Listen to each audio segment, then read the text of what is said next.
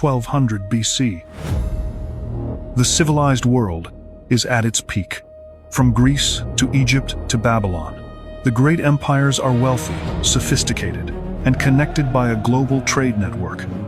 They have standing armies, massive temples, and complex bureaucracies, but the entire system rests on a single, fragile foundation: bronze.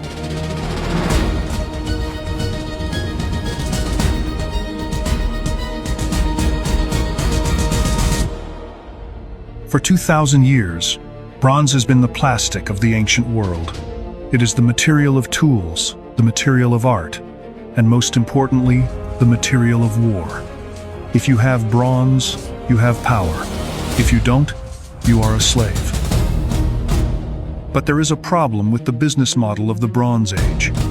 Bronze is not a natural element. It is an alloy, a recipe. To make it, you need 90% copper, which is common. But you also need 10% tin, and tin is the rarest metal on Earth. In the ancient world, tin is harder to find than gold. It is found in only a few remote places, modern-day Afghanistan, or the distant coasts of Britain. To make a single sword, an empire needs a supply chain that stretches thousands of miles through hostile territory. The economy of the ancient world is a house of cards.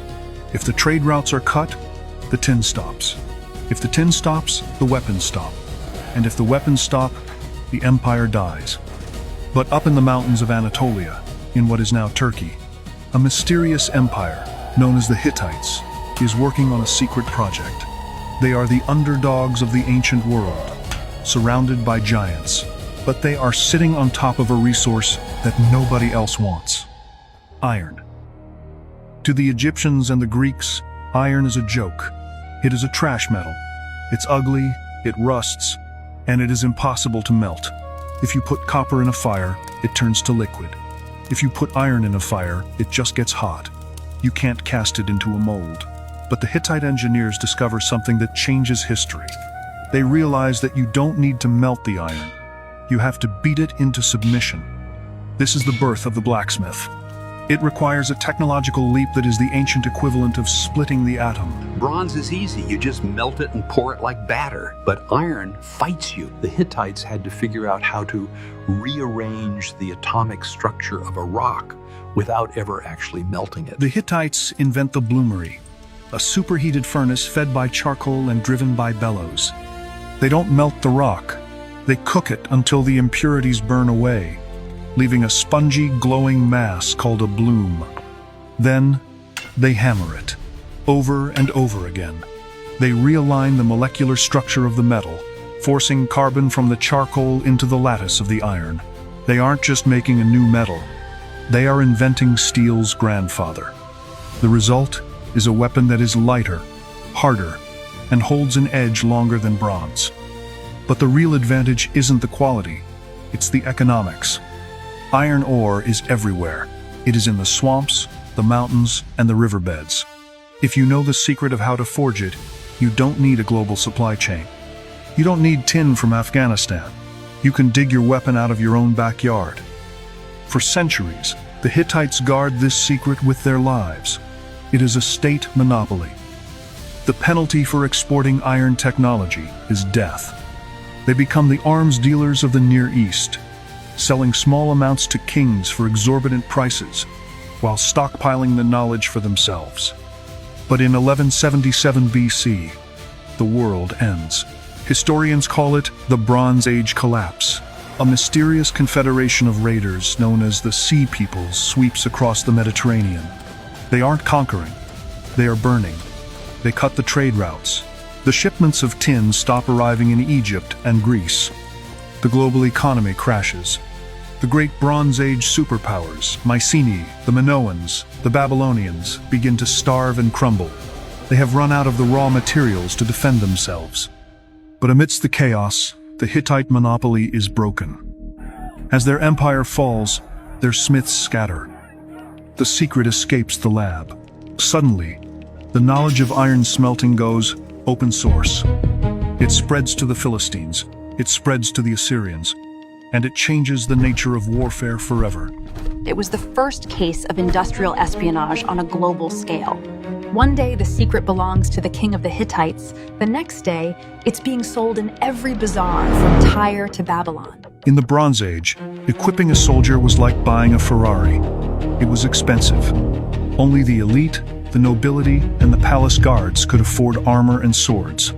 Battles were decided by small groups of wealthy champions.